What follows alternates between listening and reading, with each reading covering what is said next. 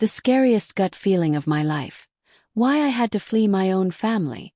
I gave birth to twin girls last year. A moment that was meant to be one of the happiest of my life.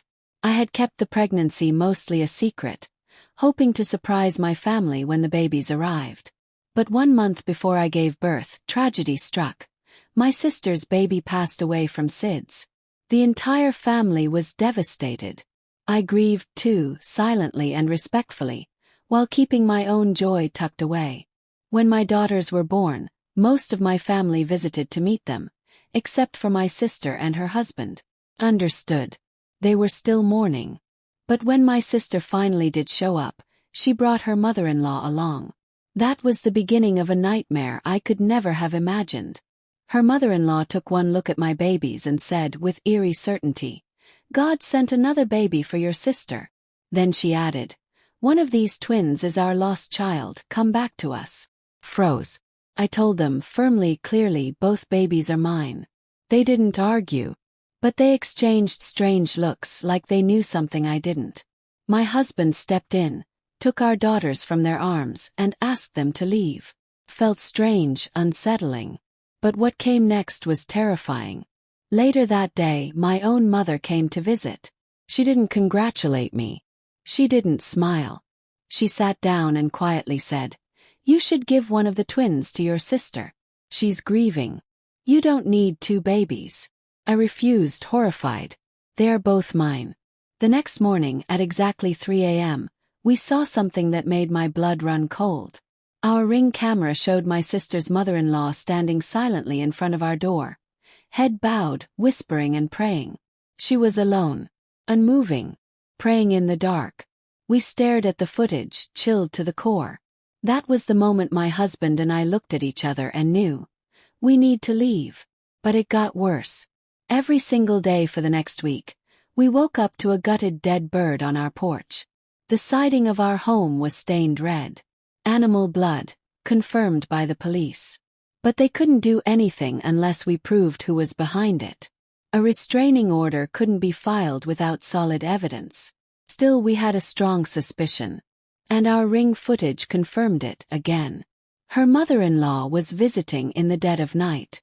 Always at 3 a.m. Always praying. Always whispering.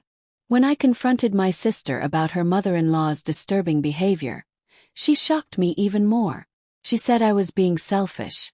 That she had suffered a loss, and I should understand. She told me I didn't deserve my babies. Not when she had none. She said this was her turn, and that she'd always been the favorite anyway. That's when the real harassment began. Thousands of messages, emails, voicemails, all from my sister, demanding I give her one of my babies. I blocked her, but the attacks continued. More dead birds. More stains. More 3 a.m. visits. Then things took a sinister turn. All 4 of us, my husband, myself and our twins, became violently ill. Our symptoms were sudden and extreme. We couldn't eat, barely sleep, and had no energy. At the same time, my husband was rear-ended on the freeway, totaling our car. He was lucky to survive. He later said if he hadn't swerved at the last second, the crash would have killed our daughters. Terrified, we asked my mother to help with the babies while we recovered. She offered to cook for me, and I accepted. That night I passed out for 8 hours, in the middle of the day while my husband was at work. When he came home, he woke me and showed me the footage from our Ring camera.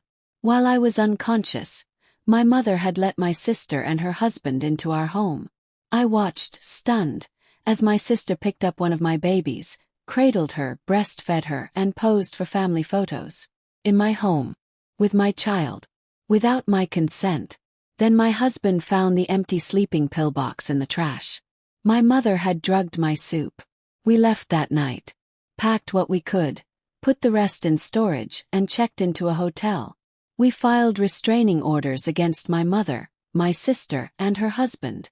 But they didn't stop. We moved again, 45 minutes away, to a home with security. On our first night there, she found us. Her mother-in-law was standing outside our new home at 3 a.m., whispering again. Collapsed in tears. It was like being hunted. We broke our lease. Moved again. Then again. Then again. 3 times in 1 year. We finally settled in a high-security apartment complex with restricted access. We thought we were safe. 2 peaceful months passed, until a note was left on our door. "We just want to see the baby." My sister's husband had applied for a maintenance job at our apartment complex, just to sneak inside. He was fired immediately thanks to the restraining order. But that was it. We were done. Before our daughters even turned 1, we moved abroad. Far away. No contact. No traces. Just peace. For 5 years. Then came the updates. Date 1. We found out my sister's mother-in-law had a violent past. She was convicted of killing her husband over a decade ago. She practiced what appeared to be black magic. A family friend sent us photos from her home.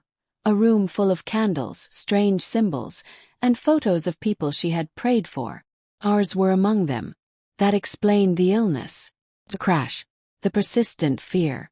We cut all ties with my family. Permanently. Day 2. My sister and her husband tried to get pregnant again. It ended in miscarriage. My sister spiraled into deeper mental illness. My mother reached out to apologize, but I refused to let her back into our lives. She had betrayed us, drugged me, let them in. I couldn't risk it again. Date 3. Somehow, someone told my sister we had moved to Australia. She flew there. But we'd already left. A trusted cousin began feeding her false addresses and locations, sending her on wild goose chases. 4 countries in fact before she gave up. "If she ever finds us again, I won't run. I'll protect my family with everything I have." Date 4. My sister tried to sue us. She claimed we had stolen her baby. She forged documents, showed court photos of her holding my daughter, even presented a fake birth certificate. My mother testified on her behalf. Thankfully, the court didn't believe it. My doctor and nurse testified. The judge saw through the lies. My sister broke down screaming in court. "She's my baby." It was one of the most terrifying moments of my life. Date 5. We left the US for good.